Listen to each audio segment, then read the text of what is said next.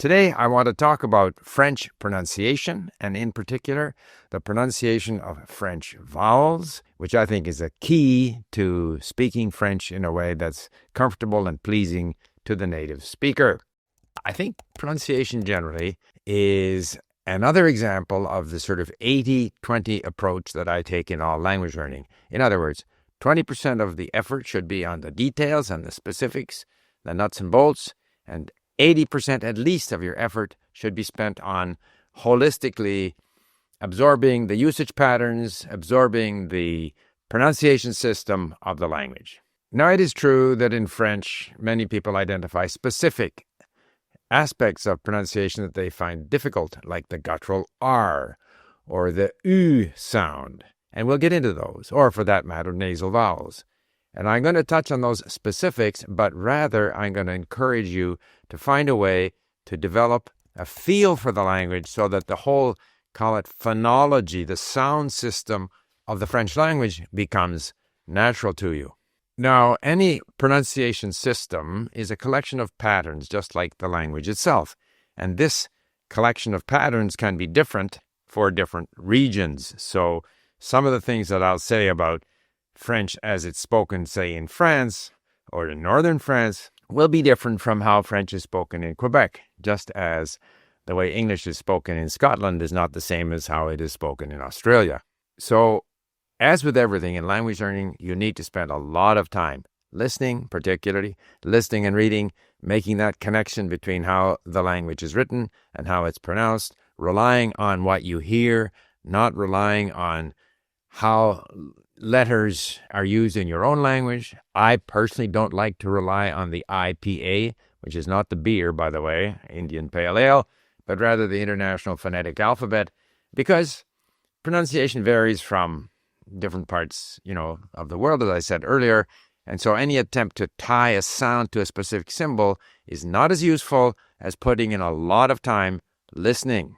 That's not to say that you shouldn't use the IPA if you like using it. I don't use it for any language. I prefer to rely on what I hear and the relationship between that and how the language is written. And I achieve that sense of the language through lots of listening and reading.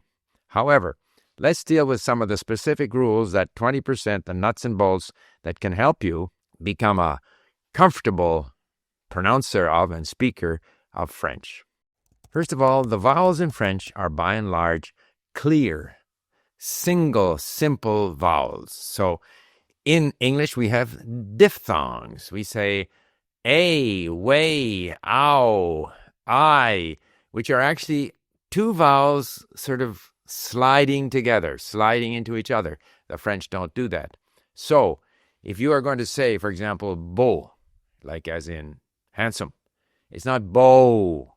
And I think one of the more common mistakes that English speakers make with French is that the sounds that say even a, like aller, we kind of identify them with similar sounds in English, which are in fact diphthongs, whereas in French, they are pure single vowel sound vowels, and you should get used to it. So that's point number one.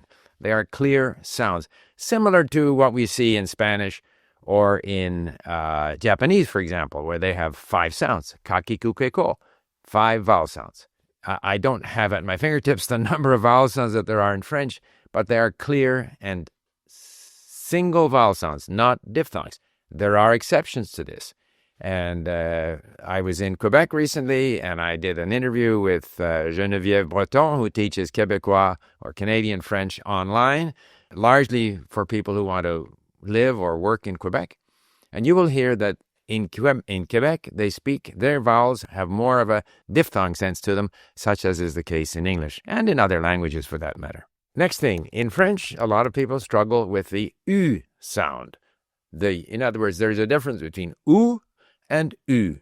You have to practice it initially if you don't have that sound in your language, although that vowel exists in many languages. The traditional solution, or how to develop that sound, is to say U and then try to say E while your mouth is still forming that round shape which you need for oo. So you go oo, oo, and you get the oo sound. It helps to some extent, and I think it is worthwhile practicing that sound.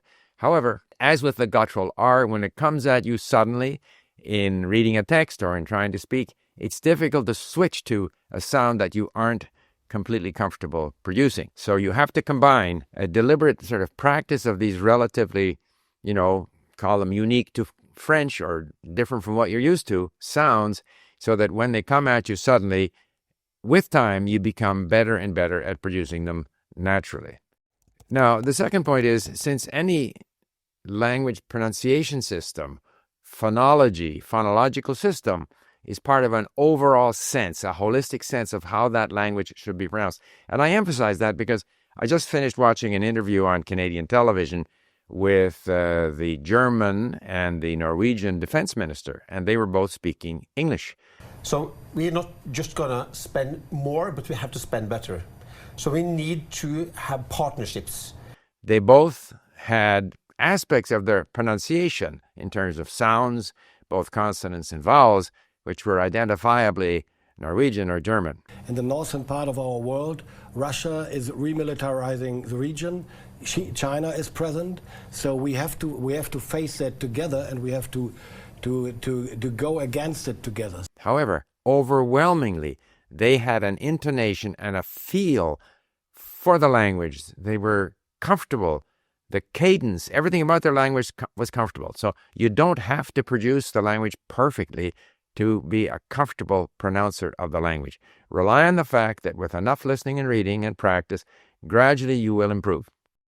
So when it comes to intonation, one of the sort of big differences between French intonation and English intonation, and this affects our ability to produce the language, or to pronounce the vowels correctly, is that French is more monotonous. What that means is that every syllable, in principle, gets the same stress or intonation. We don't go up and down like the Norwegians do, or like we do in English. In French, it's more like they speak in a sort of a monotone. And if you can capture this intonation, it'll improve your ability to produce the vowels. I have in the past said that the pronunciation of the letter E, what we call E in English, is a key to having good pronunciation in French, because the E all by itself is E. And very often, non-native speakers think the word to come, for example, they say venez or venez. It's not venez, it's venez. Wherever you see the E without an accent, it's E. There are no exceptions.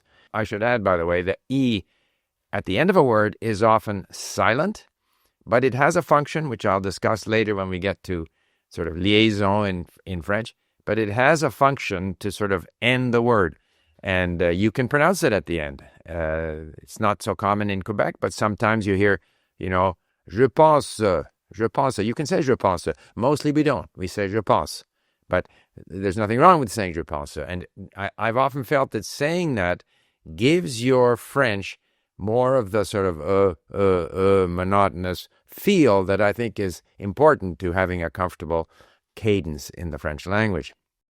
Now, with the accents, there again, we don't have accents in English, but if you have what they call accent grave, it's more of an E sound.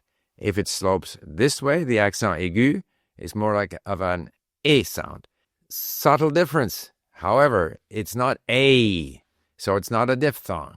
However, there's definitely a difference between la mer, the mother, or the ocean for that matter, and aller, which could either be E with an accent aigu, or aller to go, the infinitive, aller. Now, as an English speaker, if my A accent aigu slides into more of a diphthong, not a problem. In other words, we don't have to hit every vowel exactly the way the French people do. But we have to have a sense that the vowels are intended to be pure vowel sounds, that every syllable has an equal stress on it, and that we have to pronounce them clearly. Very often in English, we don't pronounce our vowels clearly. We kind of slur it all along. French doesn't let you do that. Because it's relatively monotonous, every vowel, every syllable has to have its full value. Whereas in English, with our intonation, we can go intonation. We don't say intonation, we say intonation. The French don't do that. Again, holistically, a sense of how the greater monotony, which is not meant to be a criticism, but the monotony of every syllable has equal value, is part of getting the vowels right and not sort of sliding through the vowels. Now, another, call it, specific feature which gives people difficulty in French is the nasal vowels. In other words, there are vowels where the sound becomes nasal because the vowel is followed by a consonant, be it N, be it M. In fact, there's a table of the consonants that can create a nasal vowel, and you have to develop the ability to produce those. And to a non-native speaker, it's easy to confuse them. There is this famous un bon vin blanc, has the 4 nasal vowels in it. Un bon vin blanc, a good white wine. Un bon vin blanc. But it's more useful to look at the table because not every un is written the same way, and not every an is written the same way. So you have to get A, used to the sounds, and B, recognize which nasal vowel sound you are dealing with. So, for example, Provence is an area of France, in southern France, a beautiful area of France. Province is province, so you can't confuse the two. Now let's come to another bugbear of French, and that is this whole issue of liaison, which is a general term for the way vowels can slide into the next word. And there are sort of 3 examples of this. One is where you have a word like set, as in 7. That is the pronunciation of set, always set. So if you say 7 ans, what tends to happen is that the T is attached to the vowel coming in the next word. In other words, if you have a consonant ending a word, and then following word begins with a vowel, that final consonant will drag on and be pronounced as if it was the first sound in the next word.